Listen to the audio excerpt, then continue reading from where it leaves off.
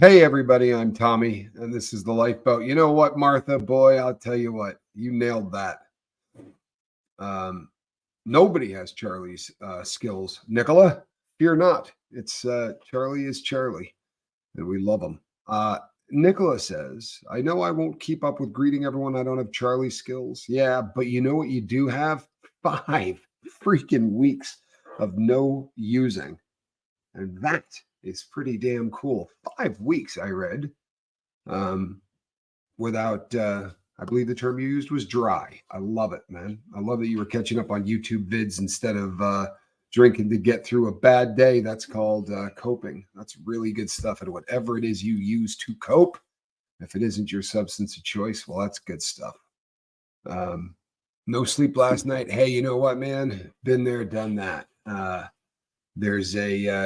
There's a really tough break-in period at the end of our addiction, right? When you're finally done using, there's a long period of time that it takes before we start sleeping with any kind of regularity, and that's hard. It's a very difficult time of sobriety because you feel like you should be getting rewarded a little more, a little quicker. But I'm not going to BS anybody here. It is a very, very tough time to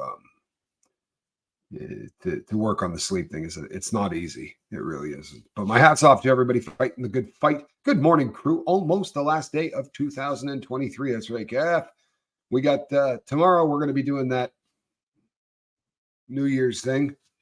We're not going to do the depressing. You know what? New Year's to me was always a depressing holiday, and I think honestly, it had nothing to do with the fact that the new year where there was people there that weren't in your life anymore, or any of those things. Driving to Burlington, but listening. You're on what, 89? I-89, is that it?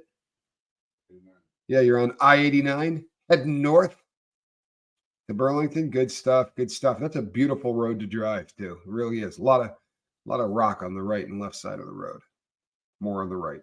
I drove that so many times. I drove that stretch of road to go see Johnny, I bet 40 times on a tire that had already popped. I had a tire that had popped on my car. And when I brought it to the place, the guy's like, I can put a plug in this. He goes, it's not going to last you more than a week or two, but you might be able to drive on it until you can afford to get a tire. And I drove away from the guy's place, and it was instantly leaking around the plug he had put in it. So I went and got a can of Fix-A-Flat. And by the time I was done buying cans of Fix-A-Flat, I could have bought a car. Forget buying a new tire. I could have bought a car. Those cans back in the day were like, I think $15, $16, and I was buying them one after the other. I'm looking good today. Wow. I don't hear that very often. I'll take it. But yeah, and then one day it finally blew. And it was one of the most, you talk about God is your co-pilot or whatever. I was honestly rolling a joint when that tire blew. I was driving with my knees on the way to see Johnny Scoville. And yeah, the right front tire blew while I literally was doing this number, right? And had the wheel with my knee. And I don't know if you ever had a front tire blowout, but the wheel pulls really hard in the direction of the blowout. And you got to remember that there were no dispensaries and things like that. Like weed was a drug back then, No, these are not new glasses. I just don't wear them unless I'm struggling to see the screen. You know what? I was stressed yesterday a little bit. I'm a little stressed now, to be really honest with you. I'm behind on rest and on sleep, but it's coming, right? We did. We committed to do the holidays and to do a bunch of videos. I did a bunch of videos. I also, because 2023 was the year, hello Diane, was the year of the collaboration. I also did a crap pile of collabs in the time from Thanksgiving to now. I don't know how many videos I've done, but it's been way over 100. And I think he looks like Geraldo Rivera in those glasses. Oh man, I am gonna squint. You stop that. I am going to take care of myself. I promise. We're at the end of the month, people. We only got a couple of days, and then I am going to crash. You watch. I promise. We're just going to go to back to the 2 videos a day until I am good and rested. But you watch how great you all feel on the once that New Year's rolls around. I'm telling you, it's a completely different animal. You just got to kill December 31st, and we're almost there.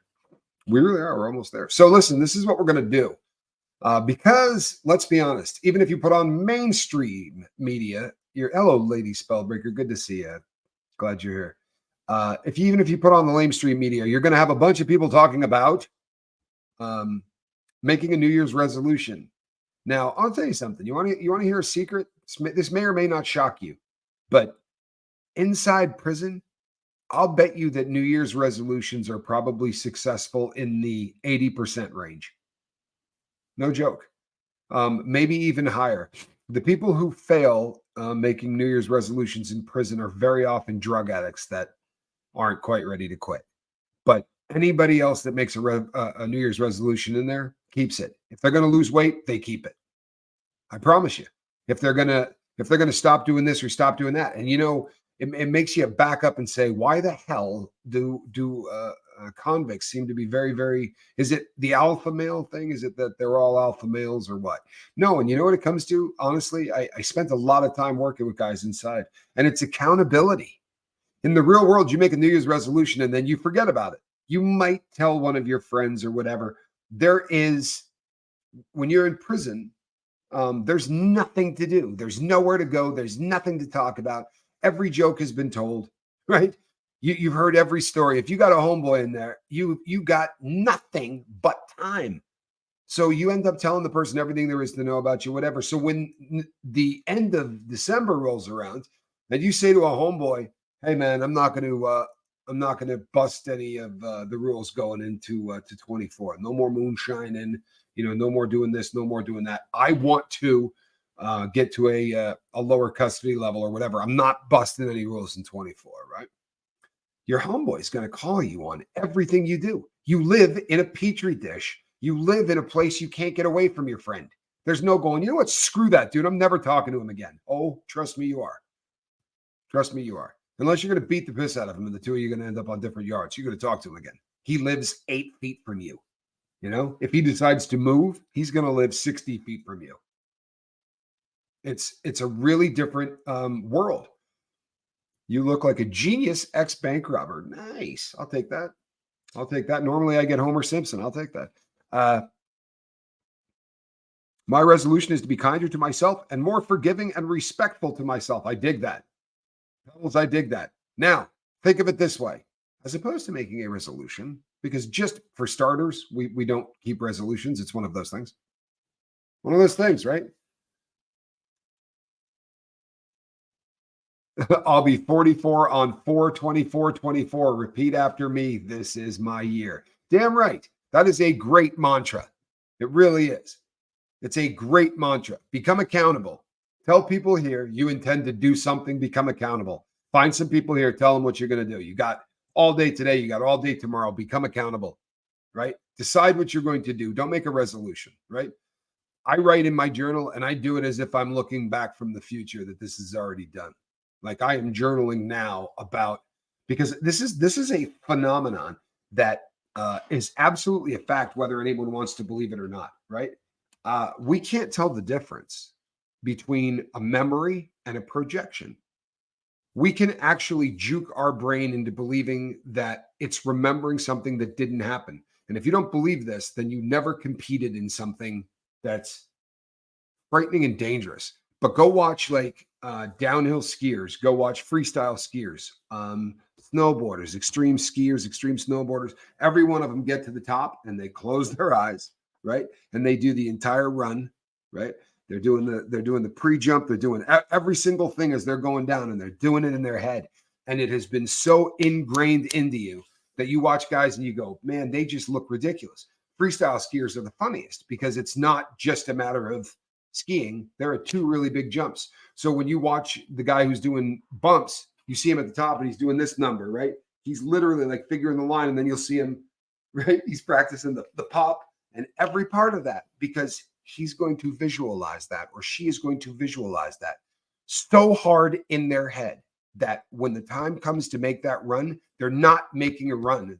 This has been committed to memory. They're doing something they've already done, if that makes sense. And to the brain, it does. We cannot differentiate between the two. We can't.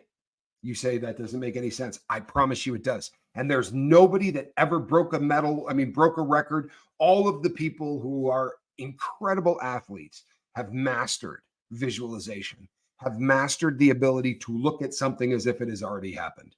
You hear it from, Bob Beeman. You hear it from the people that broke just unbelievable records, right? Bob Beeman's a great story, actually. That one, what that cat had going for him more than anything else was the ability to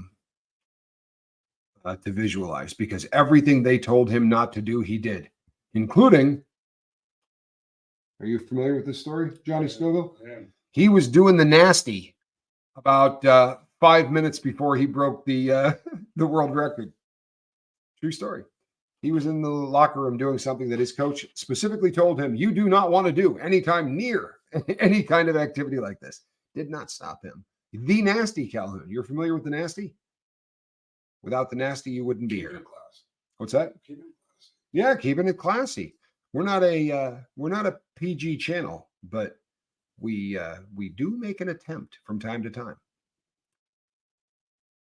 Yes, our minds can't tell the difference between a memory and an actual event or a fear of what might happen. Our body reacts the same. The stress levels are the same. This is a fact. This is absolutely a fact. And do you know why?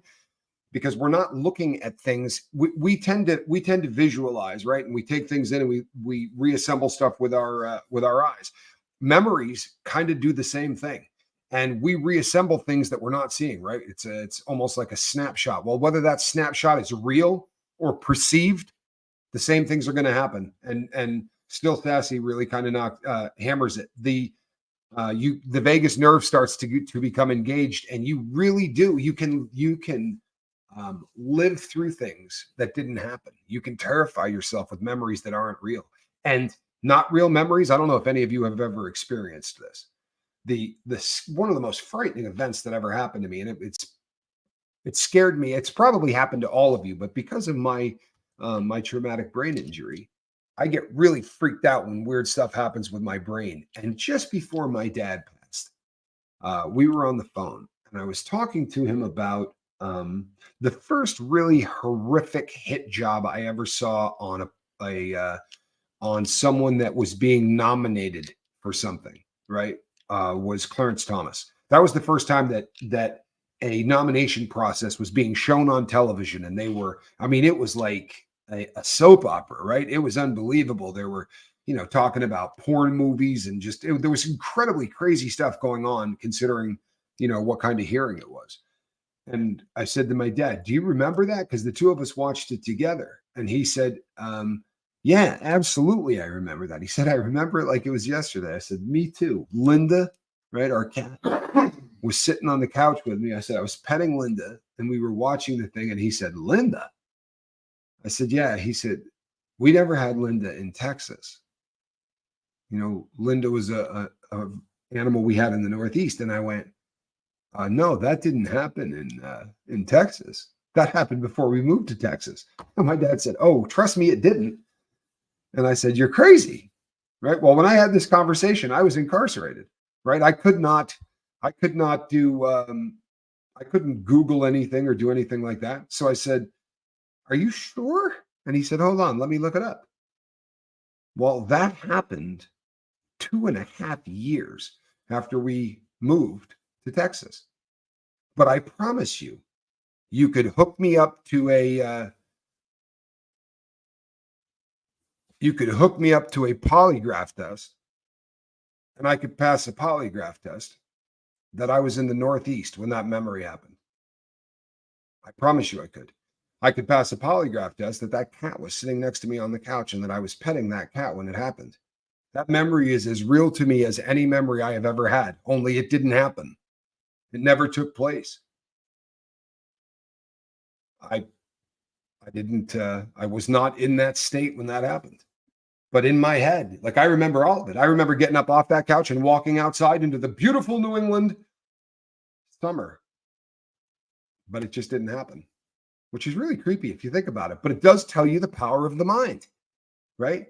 What happened is I got a hold of that memory. Somebody started to bring up something and I melded a few memories together, but I had so much time to think about it.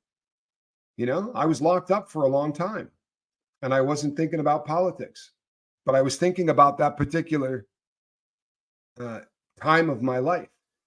And I remember really being, you know, I don't know. It's a frightening thing the first time it happens. It is a really frightening thing when that happens. Bye, Martha. It's a terrifying thing when it happens, but it's real, right? If you realize that that's a possibility, if you realize that that is something that can happen, then you got to understand all of the possibilities that you can do in a positive direction with the same kind of ability, right? If you know you can't tell the difference between a real memory and a bad memory, don't mind me. I'm just here to establish an alibi. Well, then hold on. Let's put this up for you. That way, when you, if they ever doubt, you might want to do one more that doesn't say the word alibi in it. You know what I mean? Like put one up, Passion Wake, that says, "Boy, great to be here. Really want to try to maybe start working on this for the new year." You know, maybe don't put the word alibi in, but we could put that up for you. I get it, right? I am a former criminal. We could definitely get you an alibi, but you want to make sure you get something. That's why eyewitness statements. You know what? That's a great comment, Wendy. This is a great comment. Oh, you got a dusting in Vermont this morning, Abby Normal. Oh, nice. What a great time of year to wake up for that. I did like it, Passion Wake. That's very, very funny. It's a beautiful time of the year to wake up to a little snow in the Northeast, isn't it? I mean, Vermont it's a beautiful time of the year to wake up there. And I thought I was there. I guarantee you, people, I could pass a polygraph test. And this is one of a series of memories that I've had in my life that didn't happen. You understand? It's a series of memories that I've had that did not happen.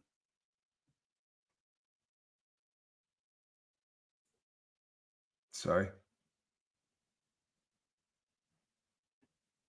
So as we start to get into this new year, think about the power that a false memory demonstrates, right?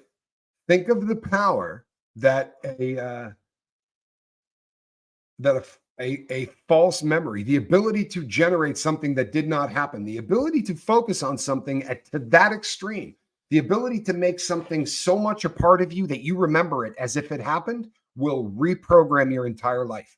And if you don't believe that, I'm telling you right now, I'm sitting here as a living, breathing example of the fact that that can happen, right? For real. I sat there and programmed the lifeboat. I did. I mean, I could the journaling that I did on this, I wrote as if it already happened. No snow in Montreal. Nothing in Quebec, the city. That's horrible. I'm so sorry, NC. That just doesn't seem right. It really does not. I am by the way, I don't know if I've ever told you this, but I'm a huge fan of Montreal.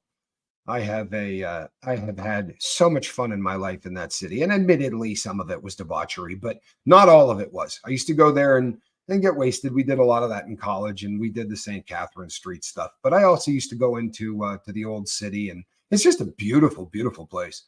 No snow in Ontario either, says Wendy Zielinski. So sad. Yeah, that is sad. Hey, Nicola, I am really proud of you. One of your favorite bands is from Montreal. By the way, I love Martha. I hope Martha's not mad at me. But you know what? I wasn't talking about politics. And sometimes, you know what, man, hear someone out before you start throwing something at them. You know what I mean? Had nothing to do with politics. It was a story. You know, and the purpose of the illustration was really to try to understand that our brain is not what you think it is.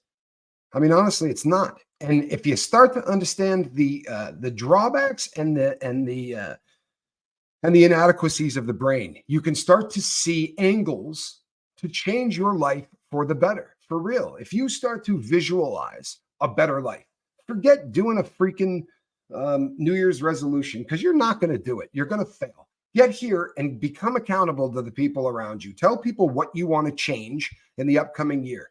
And then get out your pen and put it down on paper and start writing about it as if it already happened, right?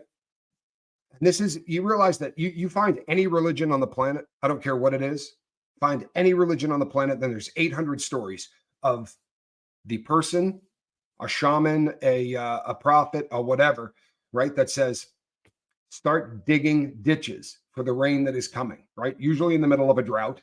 And the people say, there's no rain. It's stupid to start digging ditches. They live as if, right? And inevitably, right? Rain comes in unbelievable amounts. Did they have anything to do with affecting it? I don't know, right? I don't know. Did the prayer have anything to do with bringing it there? I don't have any idea on that either. I don't. I have beliefs. You have beliefs. But I will tell you this.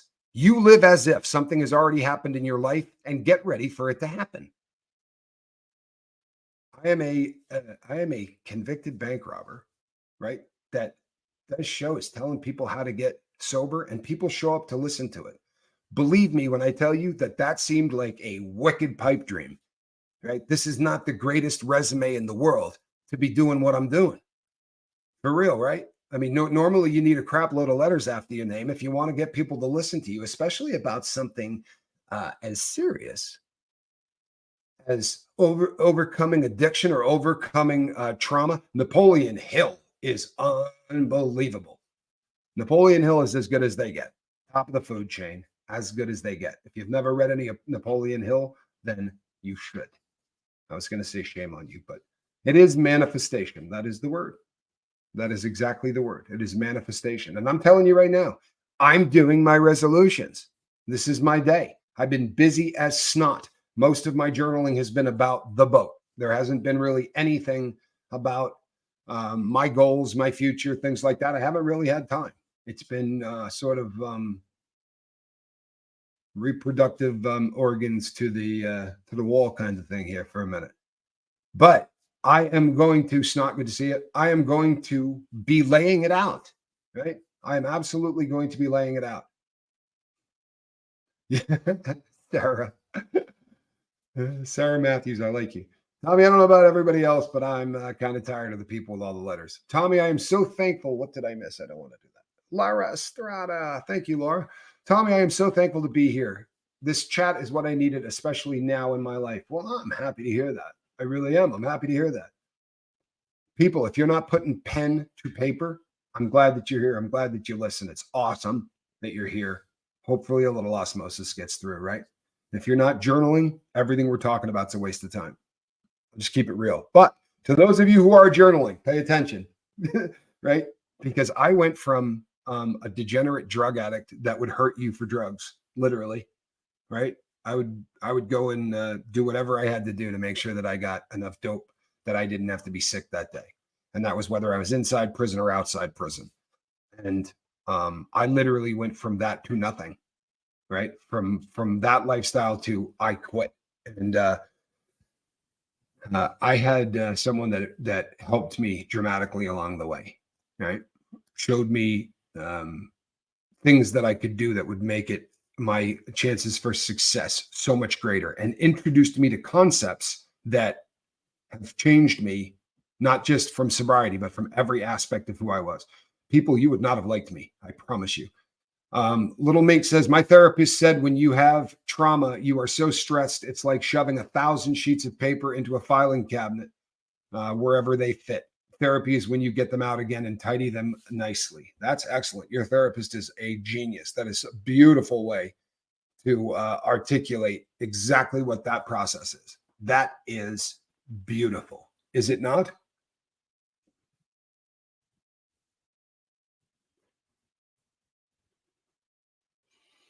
You know what?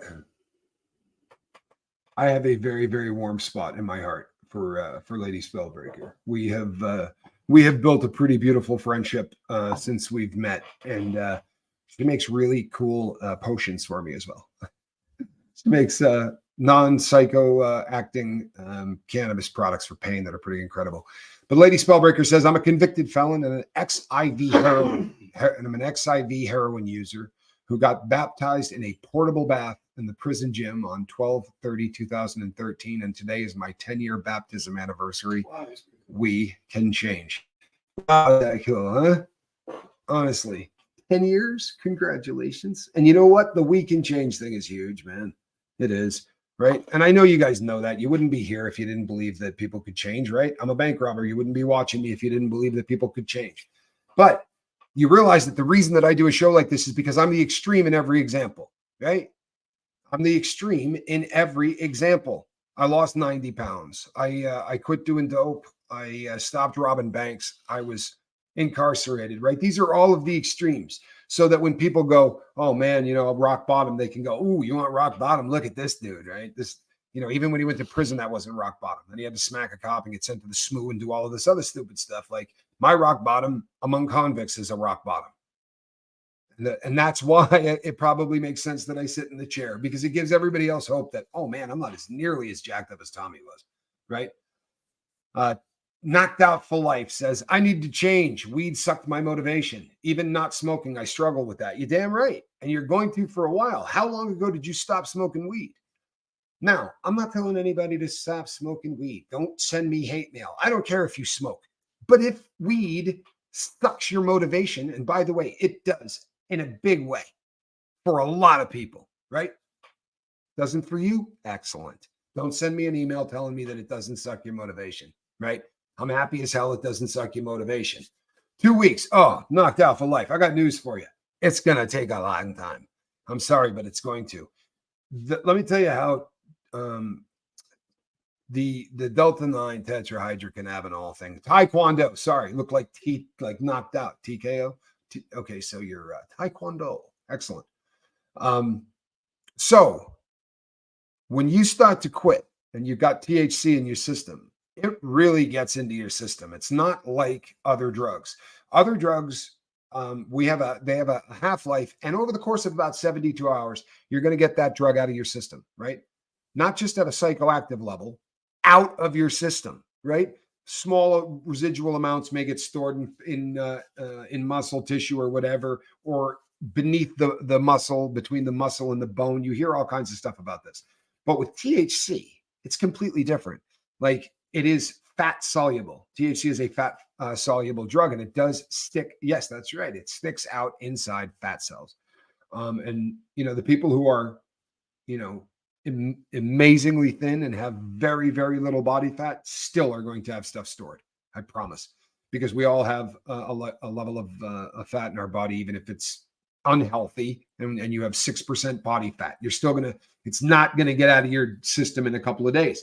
But if you're a normal person and you've got, you know, you're carrying around a normal amount of, you know, a little extra weight here or whatever, it can take up to, no joke, there have been cases where people will fail drug screens for weed as much as a year and a half after the last time that they smoke.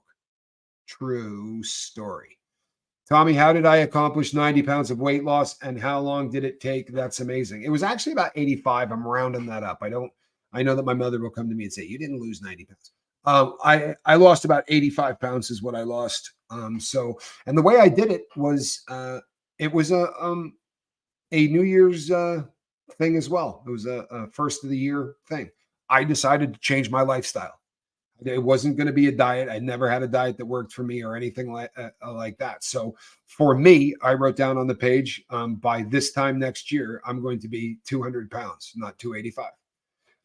And then I read a bunch of crap on what I could do to make that happen. Tampa B Man says Golden Seal and a lot of water cleaned me for a drug test from Coke. Yeah, well, Golden Seal will definitely help get stuff out of your body. And it's particularly good with weed, but you're still looking at a lot of time. So while that's in your body, there are still effects. I promise you there are. So until you begin to sleep well, you know, 2 weeks, I'm proud of you. That's fantastic. It is going to take a while before your brain chemistry and everything levels out.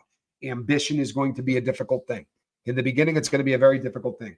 Golden Seal is something you can buy at General Nutrition Center or anything like that. It is a dietary supplement made of a flower called Golden Seal. Sativas get me motivated and I don't get the munchies, says Laura Estrada. I've heard that from other people, that sativa makes them very motivated, where indica makes people, their butts grow roots. I was not somebody that did sativa. When I did it, I did indica.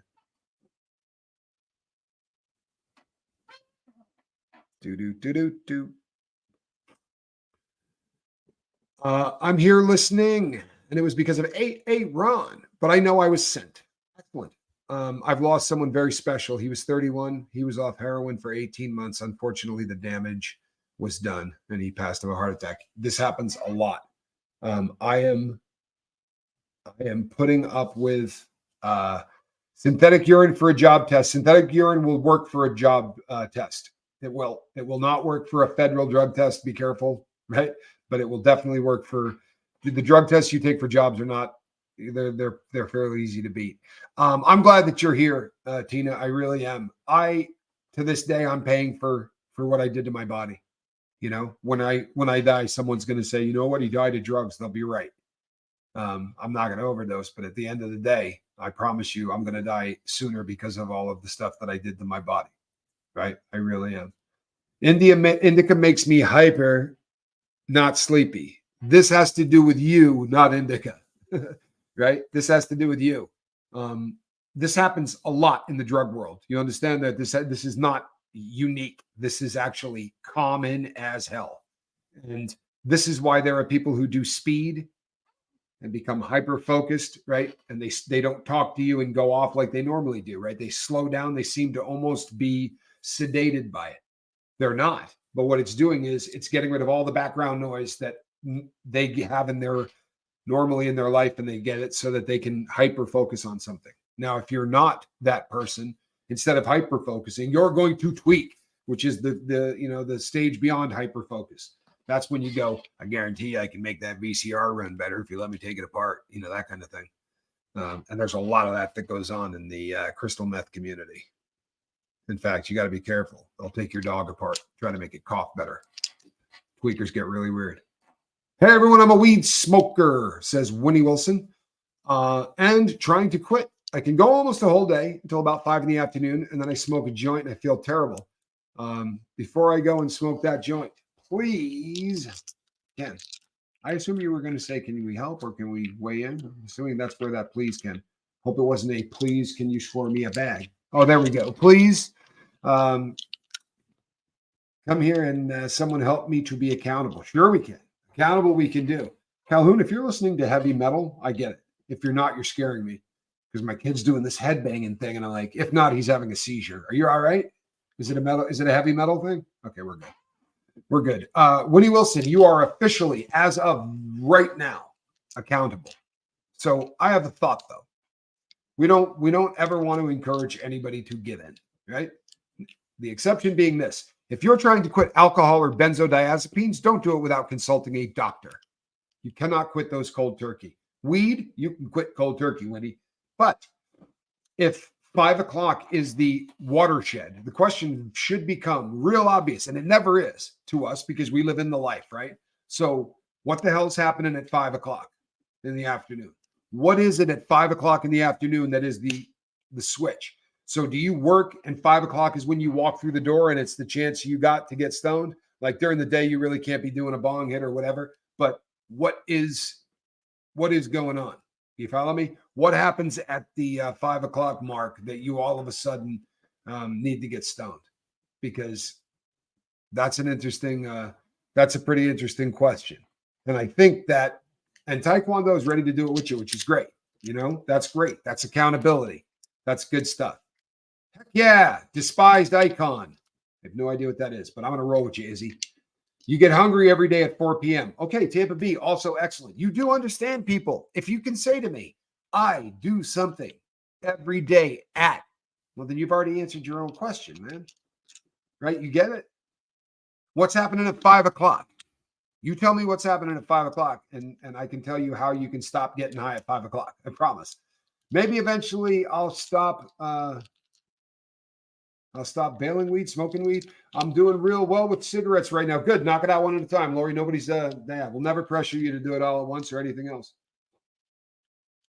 Oh, good, Calhoun. Glad that you're not having a seizure. Rock, I get it. Me having fibromyalgia and chronic lymphocytic leukemia. My goodness. Some nights I really need the edible indica for pain and inflammation so I can sleep. BJ Critters, you got no reason to apologize for needing 24/7, 365.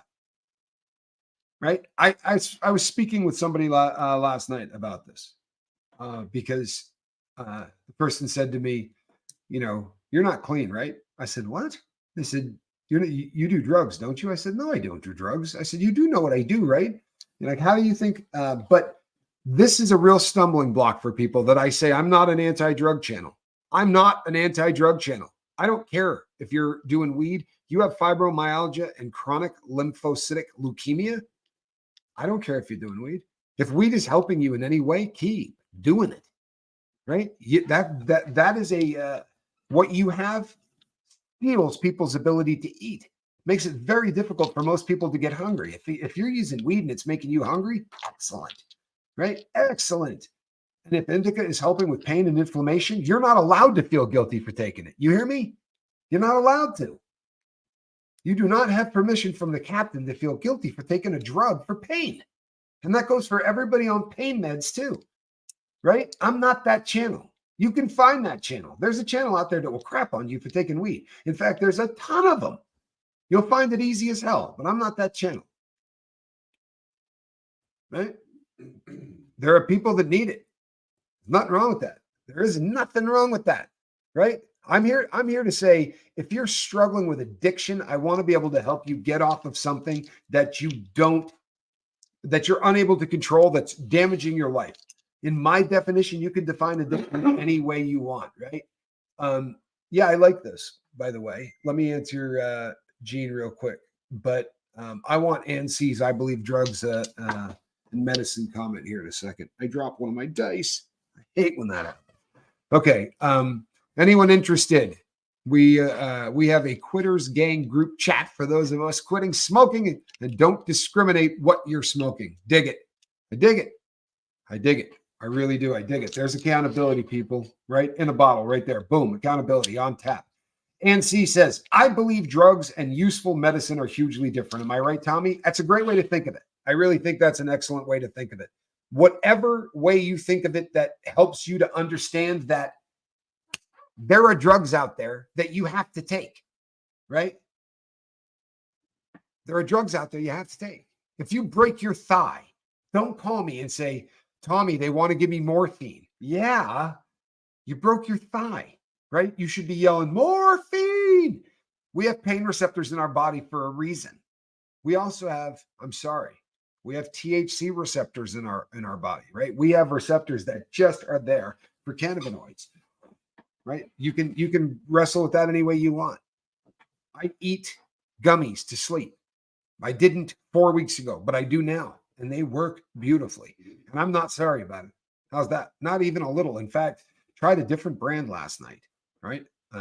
Because somebody had recommended something that they said, oh, no, you know what? The one that you want, you can take a smaller amount and get the same effect. And I took a much smaller amount and I got the exact same, if not better effect. So that's great. But you know what? You don't have permission to be bummed out that you use weed in the situation that you're in. I'm sorry, you don't have permission for that. That wouldn't be smart. Pebble says, I use weed daily, but it doesn't use me. Excellent. My definition of addiction is different than other people's, but my definition of addiction is the continued use, right, or displaying a behavior or using a substance in the face of horrific, right, bad, negative consequences. In the face of negative consequences happening on a daily basis, you continue to do what you're doing, right? You get arrested, you get out, steal more, get more dope. You get arrested, you continue to do it. Pretty good sign, right? Now, again, I'm the extreme. That's why I sit in this chair. I'm very easy to go, oh, well, I don't know. You know what he was doing, right? Question, my doctor gave me clobazam to sleep. Is that normal? Are you sure that's what that drug is called? Clobazam? I don't know this drug. I know a lot of drugs that sound really similar to that, though. There's a whole bunch of drugs that sound like that. If your doctor prescribes something to you because you're used to help control seizures, convulsions that occur with Lennox-Gastaut syndrome. It works on the brain to prevent seizures. And it's CLOBAZAM. CLOBAZAM. Is there all right? Is that the name brand or the other? That's the name brand. What's the other? It'll have the chemical name next to it, like Valium diazepam. So what is the name? What's the chemical name? Common brands are Onfi. No, then that's the chemical. If they're giving you the brand, that's the chemical. Okay, yeah, I'm not familiar with that one. So I do not know what that is, Jam. Epilepsy. But it sounds like it's an anti-seizure medication, and that's done a lot, right? There's a bunch of anti-seizure medications that are written off-label. Gabapentin is one of them, right? That's another one that is an anti-seizure medication. Klonopin that's not clobazam, right? Klonopin is clonazepam, and I know that, right? I know clonazepam. I know if there's a benzo, I know it. This one, and benzos always say end in AM, so I can understand why you might think that's a benzo. It's not, right? That's not in the benzodiazepine family, right? Or it should say, is it a benzo, Johnny? Can you see if that's a benzo? I don't believe it's a benzo. If it's new, it's brand new to me.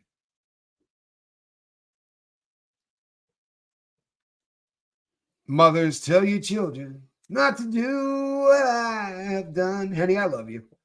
I really do. Henny's great. And Henny's got great legs. Do you see Henny's legs? Got great legs. Clobazam is in a class of medication called benzodiazepines. It is. It's a benzo.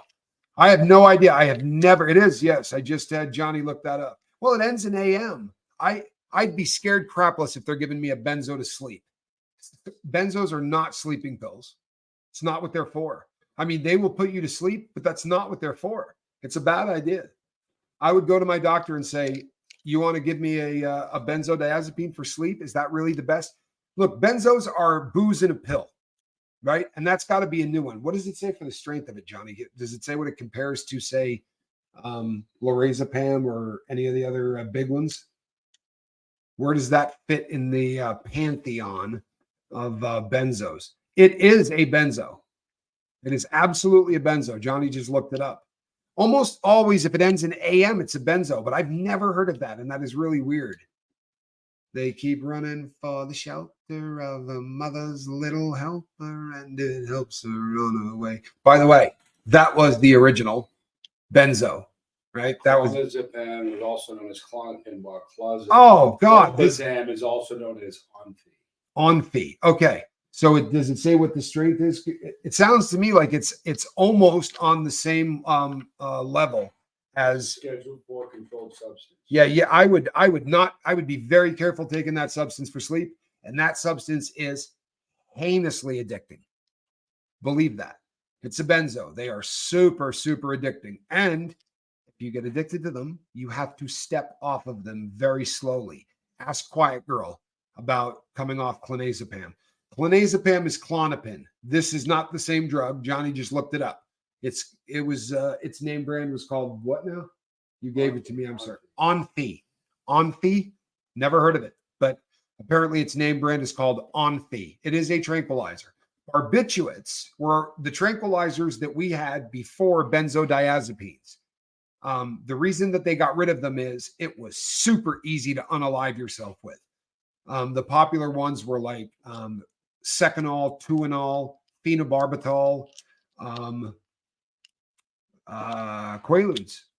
Quaaludes were barbiturates. Good barbiturates.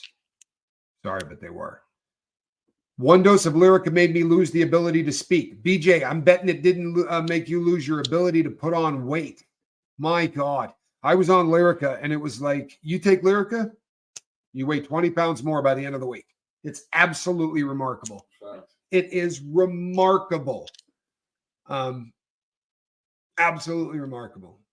Anyone remembers Lyrica pregabalin? That was rough getting off. Yeah, that was what we're just talking about. Lyrica, pregabalin, rugged stuff, and it makes you put on weight really quickly. Clonazepines or running out of them caused me to have massive seizure. It was the scariest thing to happen to me. Jen, I'm so happy you're here. That kills a lot of people. That kills a lot of people. Thank God you're here. So barbiturates were, they unalived a lot of people. And the answer to barbiturates were benzos. They were supposed to be a whole lot safer, less habit forming, and less dangerous in overdose amounts. They are less dangerous in overdose amounts. I'll give them that. Other than that, I don't know that they did a whole lot more. But there are very few barbiturates that are still on the market. You can get them. They are very difficult to get. Doctors do not like writing prescriptions for barbiturates. There are doctors that write it for some stuff, but it's rare. And they were abused. At one time, the most prescribed drug in America was Quaaludes, right? So the most prescribed drug on earth at that time was Quaaludes. And there was really nothing to write a prescription for it for. They could not figure out why anyone would.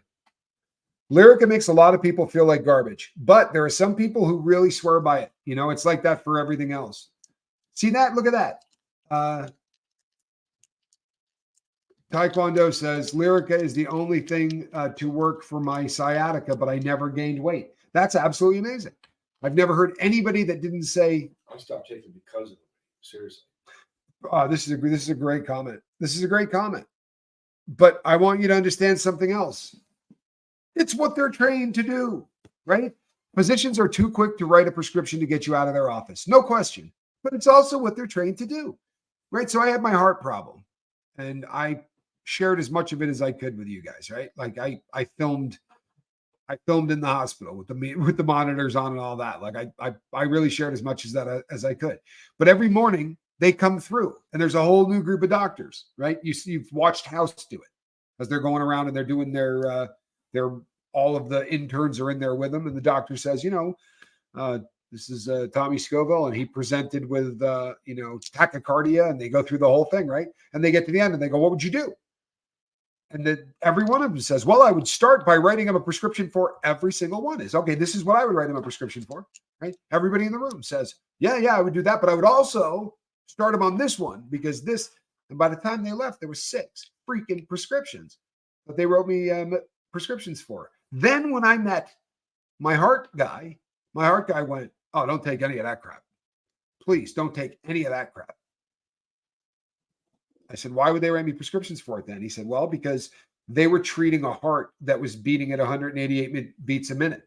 But you're in my office and your heart beats at 55 beats a minute. So let's treat that heart. Makes a lot more sense, right?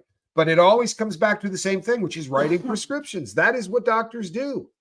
And you know what the really sad thing is? A girl with a suitcase with wheels just left a pad on his desk that said Lyrica, or a pad on her desk that said Lyrica. And that's why the doctor's writing you scripts.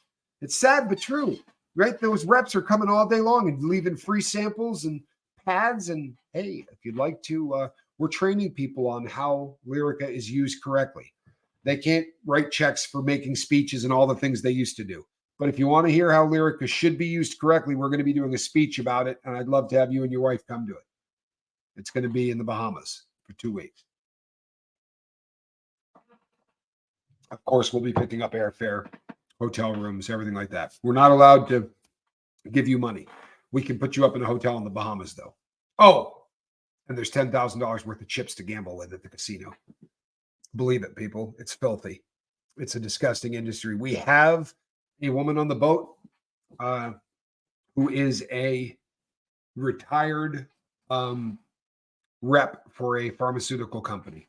And I have begged her to come on. There is a chance she will without her face. She does not want to be seen, but I'm doing this to pressure her because I would really love for her to come on. I'm an RN. Physicians are trained to treat symptoms and give out meds like candy. It's sad. Yeah, there's the machine, Boston Sarah. That's my friend Sarah from Boston. Sarah, do you have a machine called a Pixis system or a Pixie system, something like that? When I was going through and doing my rotations for the EMT stuff, they had this machine called a Pixis on the wall. And it looked like a damn ATM machine. And you could literally punch in whatever you wanted, and a tube would pop down, and it would have your Dilaudid in it, or whatever the hell it was. I looked at it and thought, that is the coolest thing I have ever seen in my life. Like, how do I get one of those in my bedroom? Medicine is a bandage profession. It's just the way it is. They don't have all the answers, but they should be more careful with prescriptions. Zelda, drop the mic or spike it like a football or whatever. You've seen Fit for a King. I don't know that I don't even know if I know what Fit for a King is. It's a band. It's a band. There, I knew that. Yes, ICU says, oh my God, 100%. Our docs don't get to the root of the problem. The reps come without appointments and get right in, dressed better than we can dream of, right? Usually wearing a Rolex, right? And moving around really, really well on 4-inch heels. I have known reps in my life that worked for pharmaceutical companies. On the street, I knew reps. I knew one in Utah, and they repped a drug called Vicaprofen, and it never really seemed to get much traction. But instead of being Vicodin, which has acetaminophen in it, it was the same drug, but instead of having acetaminophen, it had ibuprofen. The drug was called Vicaprofen, and they came in these little circular blister packs, one pill, and it was an extra strength one, so it was a 10. And I'm not kidding you. The guy would fill a Ziploc bag of these, like a freezer bag, stuff it in with his hand for me, and I'd give him an ounce of weed. And that was, I did this for a really long time. This was before I really got off the deep end. This is when I was still playing a lot of golf. And it was somebody that I met actually playing golf. And he said, boy, if you ever need pain meds. And I was like, I'm sorry, what? He said, yeah, I work for a company. He's like, I got, what do you call it? Samples. I got samples and stuff you can hand out in my trunk. I'm like, well, let's go to your car right now. We were on the ninth hole. I was like, I'm serious. Let's go to your car. I'm having a terrible back problem right now. Do not snort Vicaprofen. Here's a great idea. Don't snort anything. I mean, honestly, it's just I did so much damage to my beak snorting stuff over the years. I loved Vicaprofen, says Shannon Smith. I did thousands and thousands of them, but like everything else, I just got to a point where I had to eat 25 of those or 30 of those, even the 10s. So it was pretty bad. The government is phasing out pain medications. Kind of looks that way, doesn't it? But at the exact same time, can confirm no snow from St. Albans to Williston in Vermont. Williston? You don't mean Williston Road, do you? Bust out that address. You know it off the top of your head? 10 what? I don't remember. My brother Johnny used to live on Williston Road. I used to go up and see him all the time. And his landlord couldn't tell the difference between me and him. So I could go knock on the door and say, I forgot my key. And his landlord would just let me in. It's pretty funny. Yeah, just don't snort. I mean, honestly, here's the crazy thing. I remember like when I was in prison, the drug that they're abusing in prison right now is Suboxone. Right? Guys that don't have an opiate use disorder love that stuff. Knowing in Barnard, Vermont, you are not in Barnard, Vermont. Stop it. I know Barnard. I know it well. Yeah, if you lived in Barnard, what school did they go to?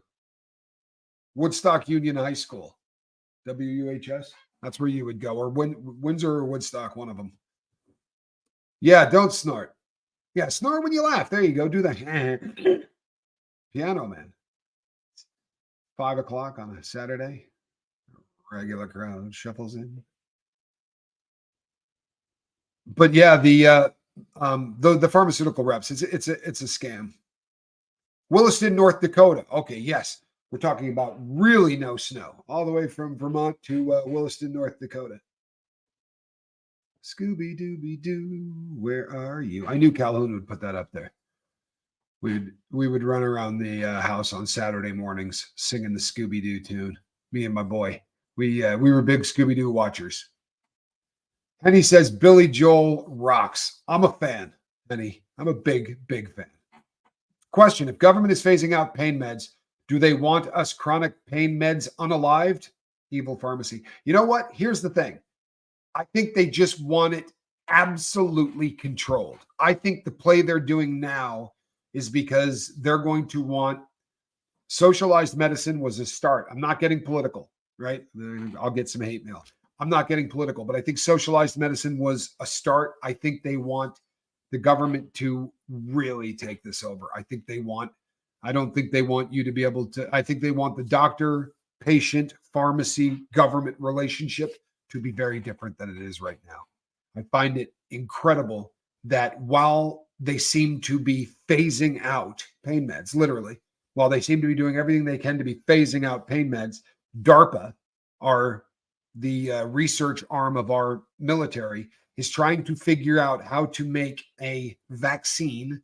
We're an hour in, a vaccine for opiates, so that they can give this to soldiers, so that if they're exposed to unbelievably toxic amounts of a pain med, right, of a synthetic pain med, that it won't kill them. I find that really odd. It seems to me that the weaponization of recreational drugs is in full swing. What's happening at our southern border should be a wake-up call to the planet, right? Well, you don't need an effing war. You don't need guns. You don't need bullets. 350 people a day. How long do you have to do that before you beat your enemy? 350 people a day. And you go, yeah, they're write-offs, right? They're junkies. They're drug addicts. They're not. They're not. There are people who are experimenting.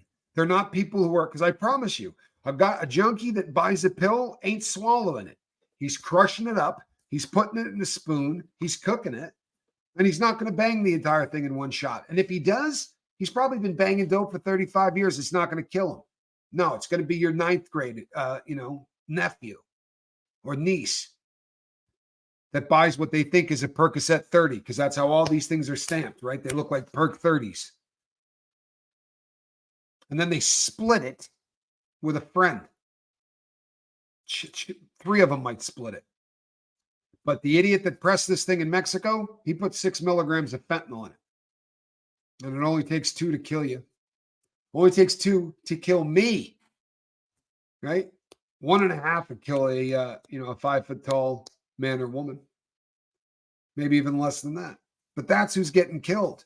It isn't the hardcore junkies anymore. The hardcore junkies know better. The hardcore junkies aren't shooting dope alone. They got people with them, right? They're honestly, I talk to people every day, right? I talk to junkies all the time who say, "Oh, it's scary times, man. Like you don't fix alone anymore. You don't. You got friends with you. You got tons of Narcan, right?" And I said to a guy, "You think Narcan's going to bring you back? Do you?" He goes, "No, but 3 or 4 grams of speed, cup of coffee." John, coffee. In nursing school, my pharmacology class changed my life. I believe that. In Michigan, Medicaid, I missed that one, Calvin. Sorry. In Michigan, Medicaid counts your 401k as asset. Expect you, oh, wow, to dissolve if you pay for insurance. That's insanity. That's insanity. ADHD meds ran out in Michigan for 3 months. You got to be pulling my leg. Wow. Wow. Wow, wow, wow, wow, wow.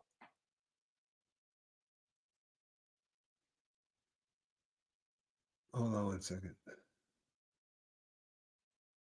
My sister used to do so many Roxys. She gave me a quarter of one once, and I thought I was going to die. And it was legit from a pharmacy. Yeah. Well, Roxys were great. That was their way to let us keep doing dope, right? Oxys didn't work, so they had to get us Roxys, which was just an oxy that didn't have all the safety features, right? All the safety features that had been built into oxys were not built into Roxys. And a quarter of one would destroy a non-drug user. That's a ton of dope for a non-drug user, I promise you. Last night on Red Lake in northern Minnesota, 155 ice fisher people had to be rescued from a large chunk of ice that broke away from the shoreline. climate change evident. Not much ice on Minnesota lakes. I will tell you this, though. We are in an ice age. Do you know that? We are currently in an ice age on this planet. I think a lot of people struggle with this as a concept, but we are currently in an ice age. We could talk about it till the end of time or argue it, but the definition of an ice age is when the North and the South poles are frozen. Yeah, we're in the middle of an ice age. That's going to change. It happens. Sadly, it does, but that's how it goes. Safety features. They make it so you can't shoot it, right? In the old days, throw a little water on top of an OxyContin, right? Do that now and it goes poof. They've made it so that it doesn't want to break down in water so that it can be cooked and shot. That's one. The second would be snorting it is now a non-starter.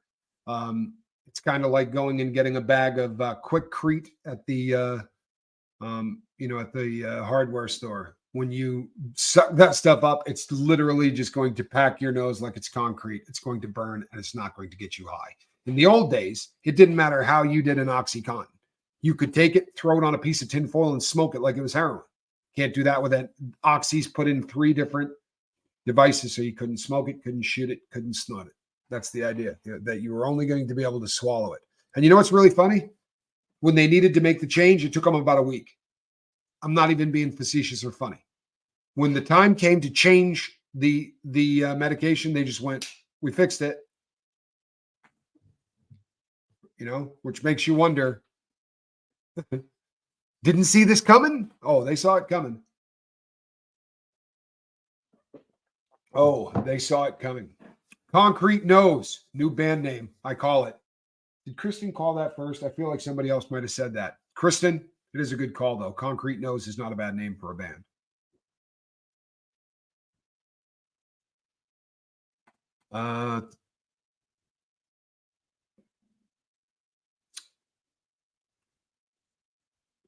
I'm ready to live without Adderall, I think, says STFU Darcy.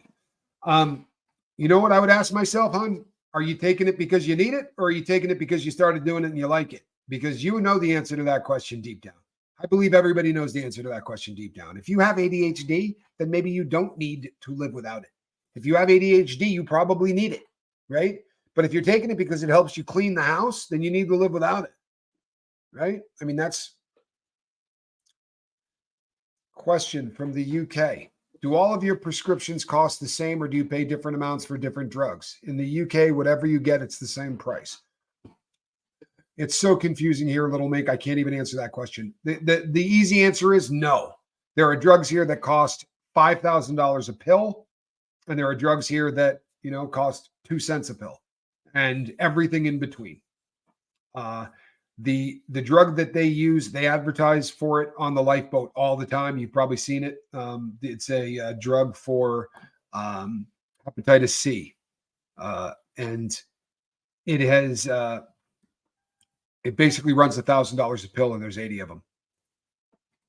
So if you do not have insurance coverage or whatever, it's an $80,000 treatment. Oddly enough, there is no issue whatsoever getting it in this country for free. I promise you. If you need treatment for Hep C and you're not getting treatment for it, right? Send me an email. I'll get you free treatment for it. I promise. Our government's put more money away to treat people with hepatitis C than they could possibly ever use. Within the prison systems, within the federal prison system, it is all but eradicated, right? The only people that still have it in there either are so minorly affected by it that they will not treat them, right? It's just, they say the treatment is worse than the other. Lady J says, I recently gave a chemo drug that cost $78,000 for 1 dose. Requires a special approval to order. Yeah, that's nice, right? Hey, we found a drug that could save you. You're going to need to sell your house and your car, but you know something? Here, before anybody else in other countries gets anything else, but listen, before any BS goes out, if you walk into an emergency room in the United States of America and you are in pain, you say, I'm hurting, you say, I'm whatever, it is against the law for them to not treat you. Hear me? It has always been against the law for them to not treat you. If you walk in, whether you have insurance, whether you have anything, you walk into an emergency room, they will treat you. If someone is telling you otherwise, they're a liar. Take this from a guy who abused that system for decades. You know how many pharmacies, how many emergency rooms I walked into using a different name or doing this so that I could get dope? I was a dirtbag. But let me tell you something. They don't turn anybody away. You hear this on news. You hear this all the time. Oh, they're turning people away, and no, they're not. Doesn't happen. Doesn't happen. Doesn't happen. Doesn't happen. Sorry. And if it does, film them. Go back and film them. Get rich. You would not believe it because it is against the law. Now I'll get 500 emails from people that tell me they got turned away. I promise you it's against the law. I was prescribed Adderall. Here we go. I was prescribed Adderall. Took half at a time, but didn't like how I felt. Maybe because I was already in my 40s when I tried it. Taking half at a time, if you were cutting the pill in half, was it a time-released Adderall? Because cutting a time-released pill in half will really dramatically change how it works. More often than not, the time release is actually in the coating on the outside of the pill, right? Like with the oxys, you just had to shave that outside coating off, crush that thing up, and you were good to go. So that could be a thing. It wasn't time released. Okay, good. Yeah, you know what, Jen? Maybe if you started taking it in your 40s and it didn't help you with exactly what it should, because you know what it'll help you with, right? I mean, you know what it's supposed to do. Is it helping you focus? Is it helping you? Love you too, Kelly. Tommy, you and Johnny are doing such a valuable service to those of us fortunate enough to have found your channel. Thank you. Thanks, LJ. That's a beautiful thing to say. For those of you who haven't found my brother's channel, it's a lot of really positive stuff over on Chase the Heat. A wrench could throw that up there for me. And you know how cool it is now that someone will go over and say, oh, I found you through my brother's channel? Because I've been hearing that for the entire time I've been a content creator. But he actually heard it for the first time the other day. I was like, woo-hoo-hoo, how's that? Well, also on your stream, there's is your brother the guy that eats peppers? What's his name? Yeah, someone said, is this your famous brother, the one that eats the peppers? ICU, they're just trying to get paid.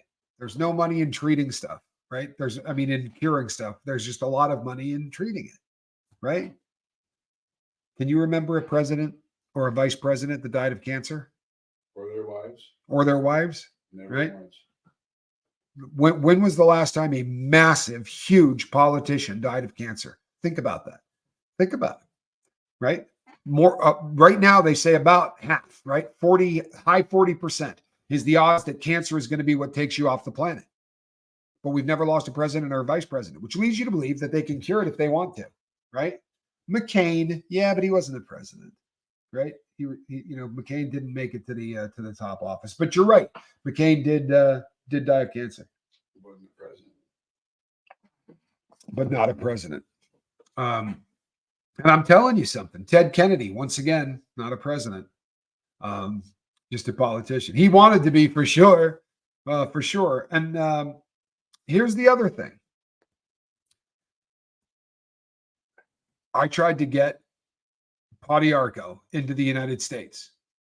In the same week, I was ordering heroin, cocaine, what I thought were Quaaludes, but weren't. I was ordering drugs to my home constantly. Once again, not Joe's mom. They're politicians, but they certainly weren't presidents. It just seems odd to me that you would think statistically that we would have lost one in office, right? I mean, just statistically, what are the odds that one wouldn't get sick while in office even and die of it, right? The Queen died of cancer at 100 and how old was the Queen? She had a pretty good life, that woman. Cancer does get everybody eventually. If you live long enough, because your body starts to break down and you really become susceptible to, to cells that go rogue, which is what cancer is, right? You would so love my case on my take on the San Antonio case. M71. What case are we talking about? The Queen was beautiful, though. You got to admit, she aged beautifully. Jimmy Carter is over 100 now, yeah? If not, he's really, really close. I so would love your take on that. Yeah, does anybody know what San Antonio case this is? Because I'm not sure that just did the last dab. Speaking of Chase the Heat, got to admit, I was underwhelmed. You know what? That's because it tastes bad. But for that little incident in Chappaquiddick, I would say that Mary Jo Kopechne's family might call it something other than a little incident. But oh, the pregnant girl and the boyfriend. You know what? This is a case. This is a case that I have been asked to look into.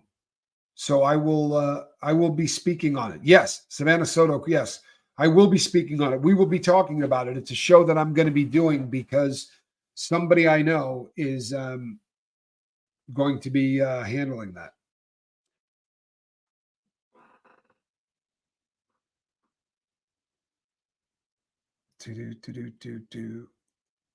Question. Why, once you have drug-seeking behavior in your file, they won't treat you with anything more than NSAIDs? Well, it didn't used to be that way. But now, because the computer system is so good, if they know you have drug-seeking behavior, they're not going to give you more than a non-steroidal anti-inflammatory drug unless it is painfully obvious that you're not faking it, right? That these are real, pain symptoms.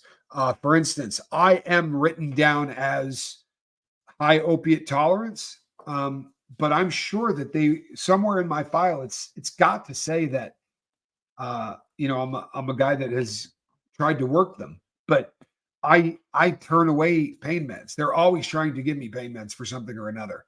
But usually because I really am in pain, but they are willing to give you pain meds. Usually if you're not looking for them, if you're asking for them, yeah, they're definitely on edge. What was the last? I didn't want to miss that super chat. Thank you. Pebbles. There's value in your channel. Keep it up. I appreciate the camaraderie and the realism we have here. Such love and support. Thank you. Pebbles, I'm glad you're here, man. Really. Drug-seeking behavior? Question mark. Yeah, drug-seeking behavior is when they can document the fact that you've gone into an emergency room BSing, right? That you're in there for no other reason other than. You need my input on the video they released of the meetup in the parking lot. Well, I'm absolutely going to do that for no other reason other than the fact that I like to say the phrase parking lot like I'm from the Northeast, right? I might be able to work that in. Parking lot. Well, you know what, Calhoun? Most of the time when I was trying to get pain meds, I was not doing it under my name. I very rarely, the times that I went in and used my name, I had a bone sticking out, right? So my file that is in my name is a unbelievable file. Like it really just, I look like, yeah. My drug of choice is 800 milligrams ibuprofen, which I can't take. You can't take because of your liver, you can't take it. I had a T-shirt back in the day that said North American Freestyle Ski Team, and it had like an M&M on the front of it, like an M&M candy, and it said M&M's the breakfast of champions, and on the back it said marijuana and Motrin, because I think that there was a period of time where that was the only thing that kept everybody skiing. I literally can't say car parking. It always comes out as par parking. Okay, I get that. Coin toss. I say coin toss all the time. All the time. Tampa B says codeine makes me itch and dream weird. That happens to a lot of people. You would hate stronger stuff. If codeine makes you itch, do not try the stronger stuff. You will really, really have a bad time.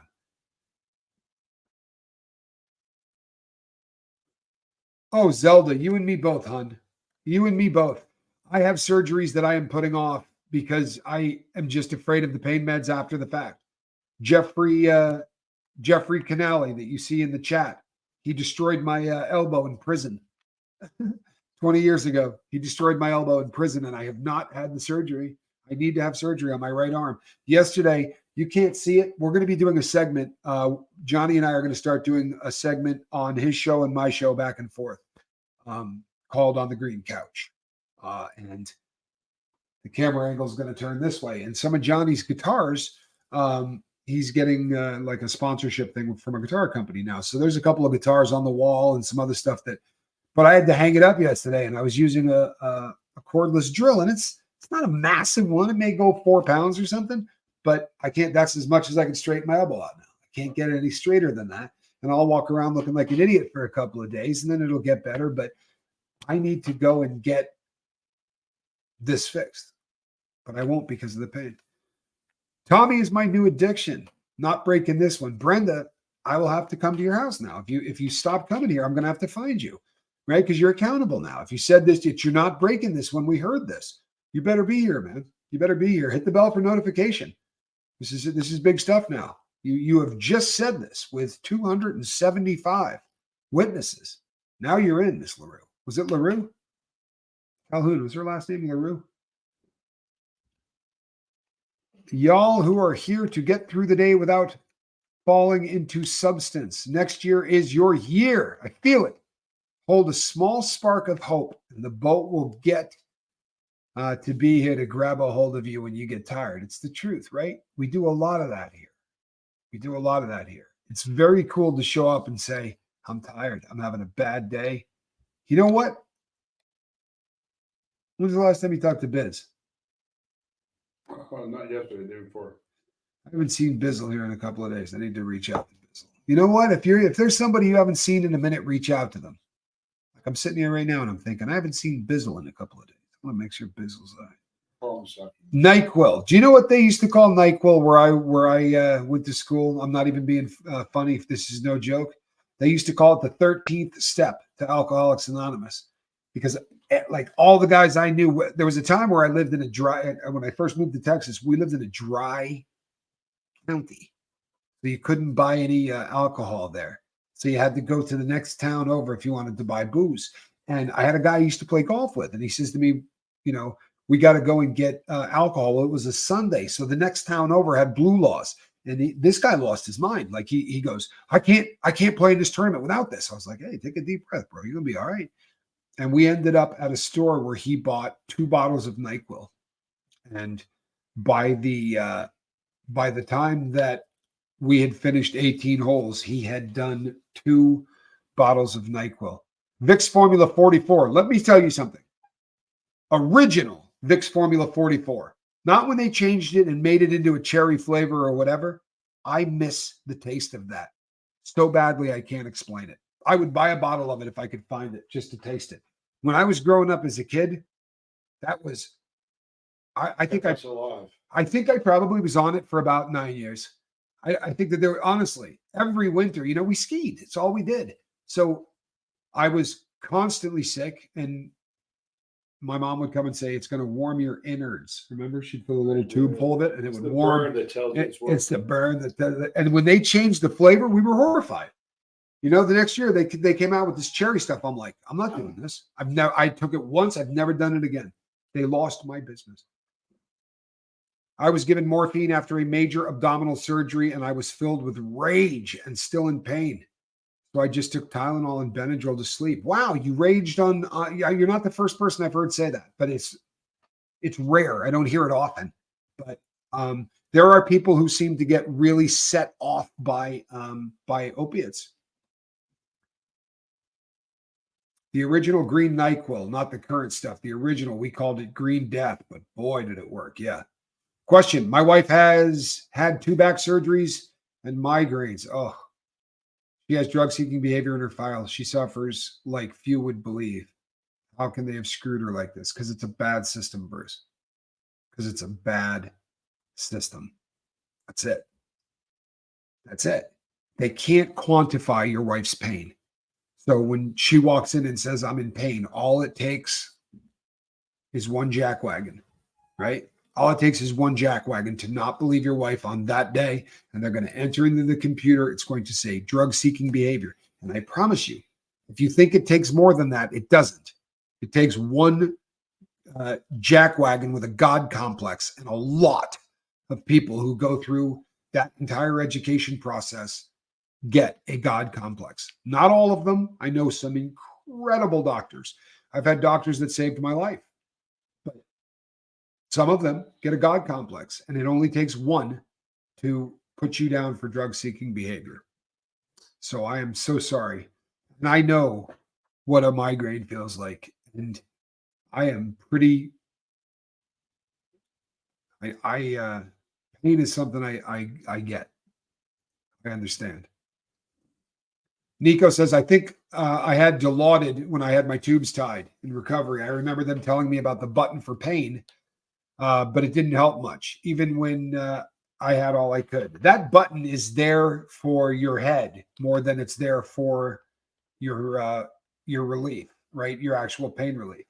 If you understand how that button works, there is a finite amount of drugs you're going to get in a period of time, right? No matter what you do to that machine, there is only so much you're going to get.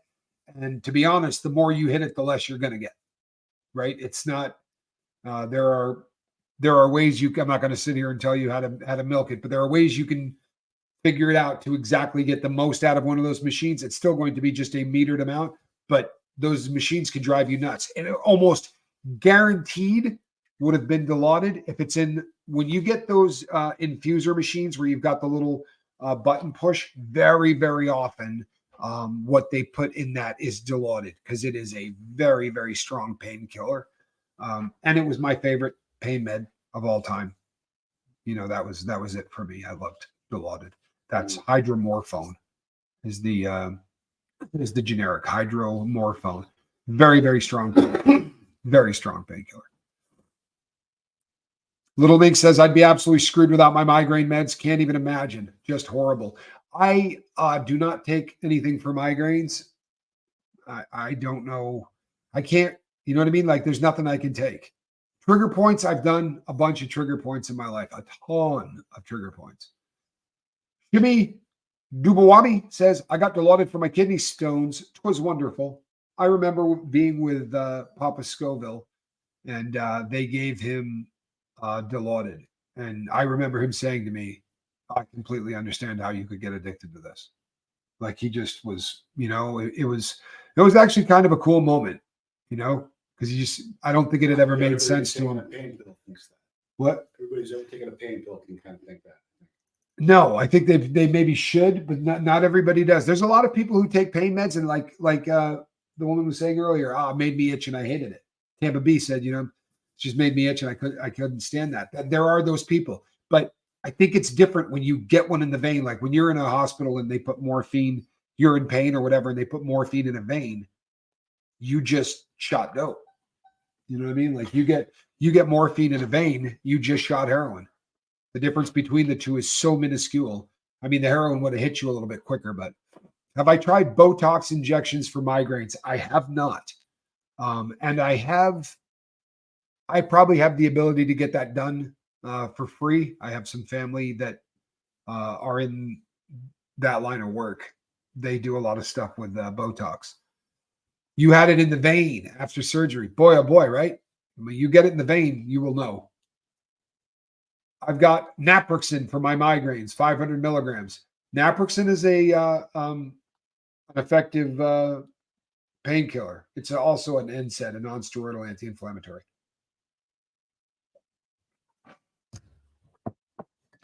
Okay, we can't get that in the U.S. What's that? That'll do. No, okay, that'll do. We cannot get that in the U.S., unfortunately. I know a lot of people that swear by it because I have a lot of friends in other countries, but yes, Dilaudid is definitely nothing like codeine.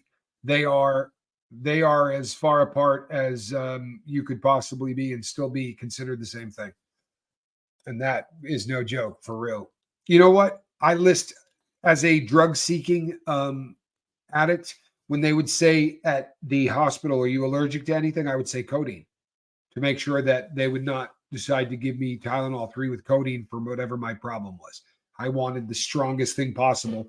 So most addicts will tell them that they're allergic to codeine, just to ensure that they're not given any of the lower classes of pain meds. Kirsten, you have fun at yoga class, right? And make sure you tell them all. You just came from a different class. You were connected. All right, everyone. That's it. We got through the day. This is another morning where I started by saying, there's no way I'm going to get through this. It's probably going to be a half-hour show. And here we are, an hour and a half into it. Both are correct, but codeine is like Tylenol compared to Dilaudid. Yeah, one is just not a very strong, not a very strong swimmer. Charlie Murphy says, make it a great day and be safe. I love you all. He means that. He does. Charlie's solid. Solid. All right, people, you know what time it is, don't you? If you thought it's time for the cat, you'd be right. Look at that. That is a cat in a basket.